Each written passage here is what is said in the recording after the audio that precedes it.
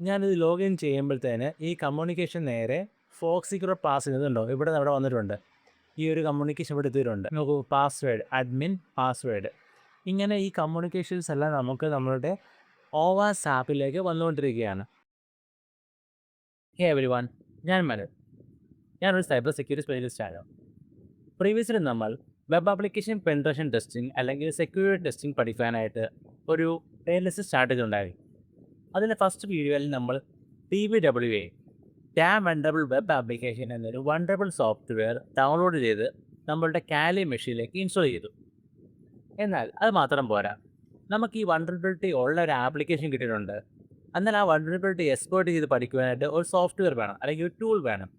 So നമ്മളുടെ penetration ടെസ്റ്റിങ്ങിന് വേണ്ടി നമുക്ക് ഉപയോഗിക്കുന്ന ഒരു ഫ്രീ ടൂളാണ് ഓവാസ് സാപ്പ്. ഈ സോഫ്റ്റ്വെയർ നമുക്ക് ഫ്രീ ആയി ഡൗൺലോഡ് ചെയ്ത് നമ്മളുടെ വിൻഡോസിലോ ലിനക്സിലോ മാക് OSലോ ഇൻസ്റ്റാൾ ചെയ്യാം. വിൻഡോസ് മെഷീനിൽ ഇത് ഇൻസ്റ്റാൾ ചെയ്യാൻ വളരെ സിമ്പിളാണ്. നമുക്ക് നെക്സ്റ്റ് അടിച്ച് പോയാൽ മതി.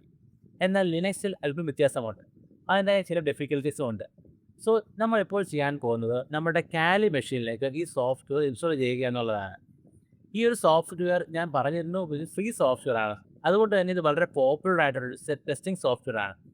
അതിന് കാരണം ഇതിന് കോമ്പറ്റീറ്റായിട്ട് വരുന്ന പല സോഫ്റ്റ്വെയറും പെയ്ഡാണ്. ഇത് മാത്രമാണ് നിങ്ങൾക്ക് യൂസ് ചെയ്യാൻ പാകമുള്ള വളരെ അഡ്വാൻസ് ആയിട്ടൊരു ഫ്രീ സോഫ്റ്റ്വെയർ. അപ്പോൾ നമ്മൾ ഇന്നത്തെ വീഡിയോ ചെയ്യാൻ പോകുന്നത് ഈ സോഫ്റ്റ്വെയർ ഡൗൺലോഡ് ചെയ്ത് നമ്മളുടെ കാലി മെഷീൻ ഇൻസ്റ്റാൾ ചെയ്യും. സെക്കൻഡ്, നമ്മൾ ഈ സോഫ്റ്റ്വെയർ കോൺഫിഗർ ചെയ്യണം. അതായത് ഒരു ആപ്ലിക്കേഷനിൽ നിന്ന് സെർവറിലേക്ക് പോകുന്ന ട്രാഫിക്, ഈ ട്രാഫിക് നമ്മൾ ടെസ്റ്റിംഗ് സോഫ്റ്റ്വെയർ വന്നെങ്കിൽ മാത്രമേ നമുക്ക് ടെസ്റ്റിംഗ് നടത്തുകയുള്ളൂ. സോ ഈ പറയുന്ന ടെസ്റ്റിംഗ് സോഫ്റ്റ്വെയറിലേക്ക് വരുന്ന ട്രാഫിക് നമ്മൾ ബ്രൗസറിൽ നിന്ന് കോൺഫിഗർ ചെയ്ത് റീഡാർപ്പ് ചെയ്ത് നമ്മുടെ ആപ്ലിക്കേഷനിൽ എത്തിക്കണം. സോ ഇത് നമ്മൾ ചെയ്യുന്നുണ്ട്. സോ ഈ രണ്ട് കാര്യങ്ങളാണ് നമ്മൾ ഇന്നത്തെ വീഡിയോയിൽ ചെയ്യാൻ പോകുന്നത്. അപ്പോൾ നമുക്ക് നേരെ പ്രാക്ടിക്കലോട് കിടക്കാം. അപ്പോൾ ഫ്രണ്ട്സ്, ഞാൻ പറഞ്ഞ പോലെ തന്നെ നമ്മളിപ്പോൾ ചെയ്യാൻ പോകുന്നത് ഓവാസ്പ് സാപ്പ്, അതായത് ഓവാസ്പിൻ്റെ സാപ്പ് എന്ന ആപ്ലിക്കേഷൻ നമ്മൾ ഇൻസ്റ്റാൾ ചെയ്യാൻ പോവുകയാണ്. സോ ഈ സാപ്പ് എന്ന് പറഞ്ഞ ടൂൾ ഒരു അഡ്വാൻസ് ടൂളാണ്.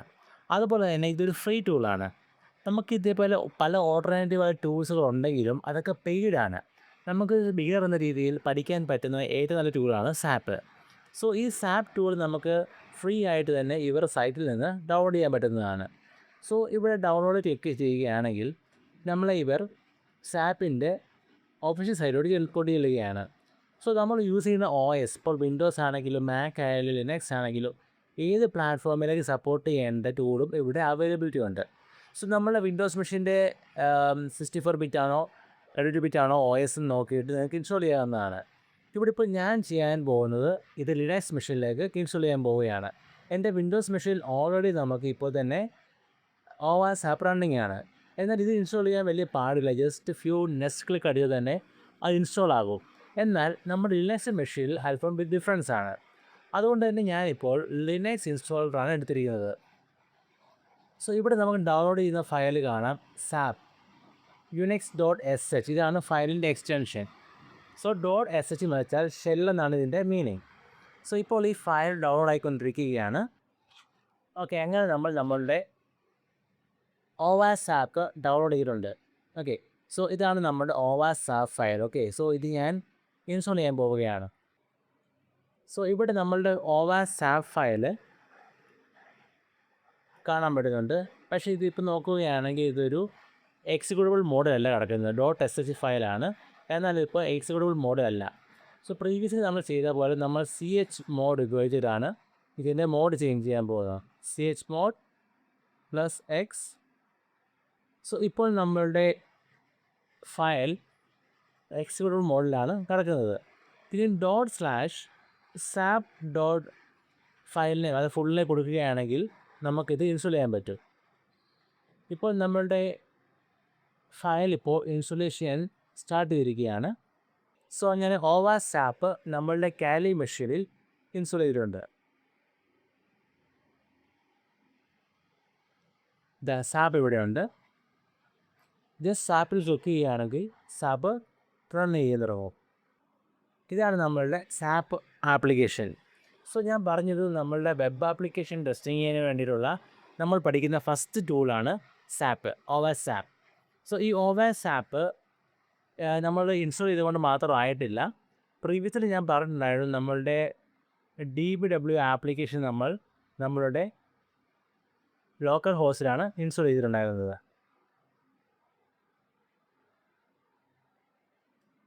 സോ ഈ ഒരു ആപ്ലിക്കേഷൻ റൺ ചെയ്യുമ്പോൾ, അതായത് നമ്മൾ എപ്പോഴൊക്കെയാണോ ഈ ആപ്ലിക്കേഷൻ എക്സിക്യൂട്ട് ചെയ്യുന്നത്, അപ്പോൾ ഈ കമ്മ്യൂണിക്കേഷൻ നമ്മൾ ഇവിടെ ക്ലിക്ക് ചെയ്യുമ്പോൾ ഉണ്ടാകുന്ന കമ്മ്യൂണിക്കേഷൻ സെർവറിലേക്ക് പോകുന്നു. എന്നാൽ സെർവറിലേക്ക് പോകുന്നതിന് മുമ്പായിട്ട് ഇത് നമ്മളുടെ സാപ്പിലേക്ക് എത്തണം, അതായത് നമ്മുടെ സാപ്പ് ആപ്ലിക്കേഷനിലേക്ക് എത്തണം. എങ്കിൽ മാത്രമേ നമുക്ക് ഈ കമ്മ്യൂണിക്കേഷൻ കണ്ടുപിടിക്കാനും പിന്നീട് അതിനെക്കുറിച്ച് പഠിക്കുവാനായിട്ട് കഴിയുകയുള്ളൂ. അതായത് ഞാനിപ്പോൾ ഇവിടെ ലോഗിൻ ക്ലിക്ക് ചെയ്യുമ്പോൾ ആ ലോഗിൻ ക്രെഡൻഷ്യൽ വരുന്നത് നേരെ സാപ്പിലേക്കായിരിക്കണം. ഇവിടെ നിന്ന് മാത്രമേ അത് സെർവറിലേക്ക് പോകാൻ പാടുള്ളൂ. അതായത് സാപ്പിൽ വരാതെ നേരെ അത് സെർവറിലേക്ക് പോവുകയാണെങ്കിൽ നമുക്ക് ആ കമ്മ്യൂണിക്കേഷൻ ക്യാപ്ചർ ചെയ്യാനോ അതിനെക്കുറിച്ച് ടെസ്റ്റ് ചെയ്യാനോ കഴിയുകയില്ല. സോ ഈ കമ്മ്യൂണിക്കേഷൻ നമ്മളുടെ സാപ്പിലേക്ക് എത്തുകൊണ്ടാണ് നമ്മൾ first of all proxy set ചെയ്യാൻ പോകുന്നത്.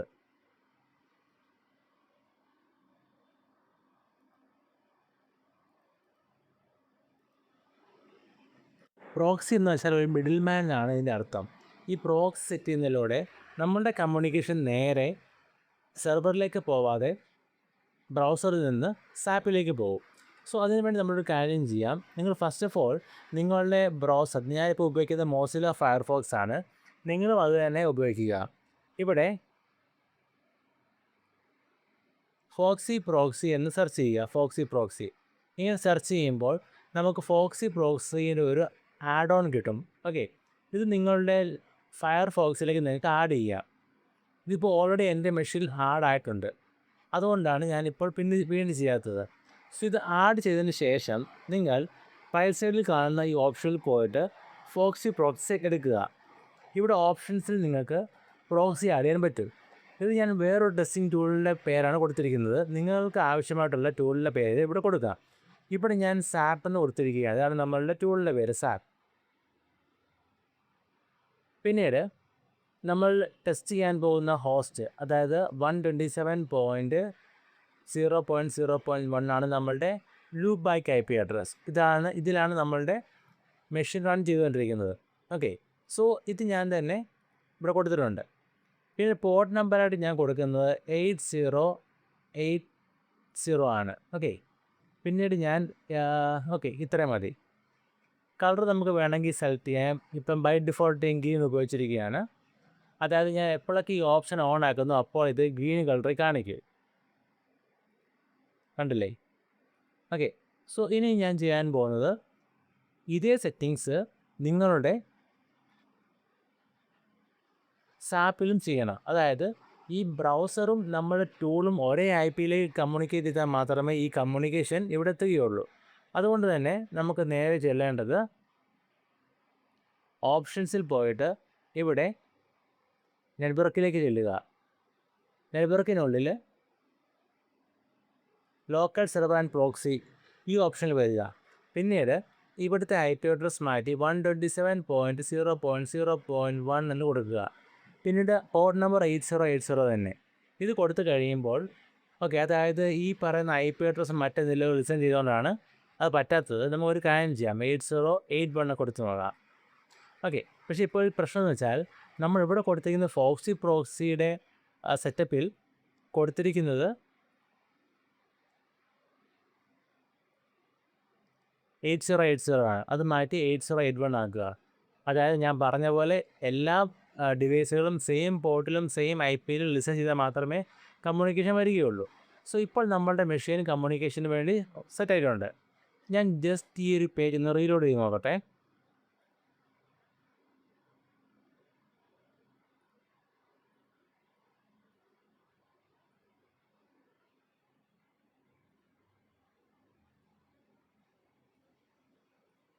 ഇവിടെ നമുക്ക് കമ്മ്യൂണിക്കേഷൻ ഒന്നും വന്നിട്ടില്ല. അപ്പോൾ ഞാൻ ഒരു കാര്യം ചെയ്യാം. ഇതിന് കാരണം എന്താണെന്ന് വെച്ചാൽ ഒരു പക്ഷേ ഞാൻ local host run ചെയ്യുന്നതുകൊണ്ടായിരിക്കാം.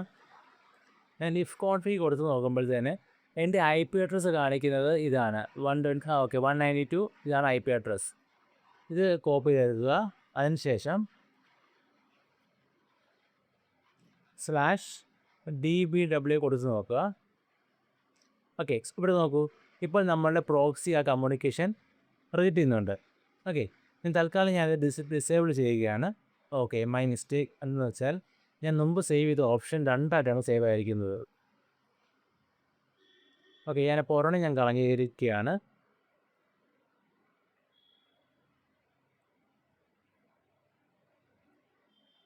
Second option okay fine, ഇതിപ്പോൾ എനേബിൾ ചെയ്തിട്ടുണ്ട്.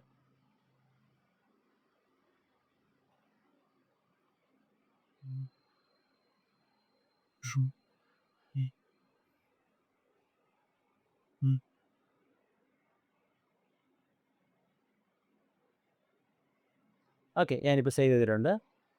ഇപ്പോൾ നമുക്കിവിടെ ഒരു ഓപ്ഷനേ ഉള്ളൂ. ഇതാണ് നമ്മുടെ റൈറ്റ്ഫുൾ ഓപ്ഷൻ. ഓക്കെ, ഞാൻ ഇതൊന്ന് ഇതിലൂടെ നോക്കട്ടെ.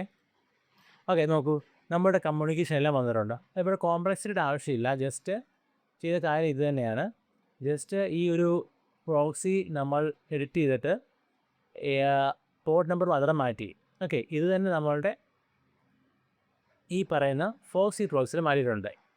ഇപ്പോൾ നോക്കൂ, നമ്മളുടെ കമ്മ്യൂണിക്കേഷൻസ് എല്ലാം ഇവിടെ വന്നുകൊണ്ടിരിക്കുകയാണ്. ഓക്കെ, ഞാനിപ്പോൾ ഇവിടെ കൊടുക്കുന്നത് പാസ്വേഡ്, അഡ്മിൻ പാസ്വേഡ് ഇതാണ് കൊടുക്കുന്നത്. ഞാനിത് ലോഗിൻ ചെയ്യുമ്പോഴത്തേന് ഈ കമ്മ്യൂണിക്കേഷൻ നേരെ നമ്മളുടെ ഫോക്സ് സീക്രട്ട് പാസ് ചെയ്യുന്നുണ്ടോ ഇവിടെ വന്നിട്ടുണ്ട്. ഈ ഒരു കമ്മ്യൂണിക്കേഷൻ ഇവിടെ എത്തിയിട്ടുണ്ട്.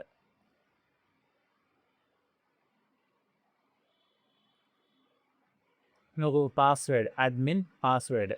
ഇങ്ങനെ ഈ കമ്മ്യൂണിക്കേഷൻസ് എല്ലാം നമുക്ക് നമ്മളുടെ ഓവാസ് ആപ്പിലേക്ക് വന്നുകൊണ്ടിരിക്കുകയാണ്. സോ ഇങ്ങനെയാണ് നമ്മൾ ഓവാസ്പിൻ്റെ സാപ്പ് ആപ്ലിക്കേഷൻ ഉപയോഗിച്ച് കമ്മ്യൂണിക്കേഷൻ കളക്ട് ചെയ്യുന്നത്.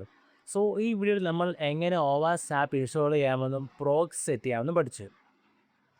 ഇനിയുള്ള വീഡിയോയിൽ നമ്മൾ ഈ ഒരു ഓവാസ് ആപ്പിൻ്റെ മറ്റ് ചില സെറ്റിങ്സ് കൂടെ പഠിക്കേണ്ടതായിട്ടുണ്ട്. അപ്പോൾ അടുത്ത വീഡിയോയിൽ നമുക്ക് വീണ്ടും കാണാം.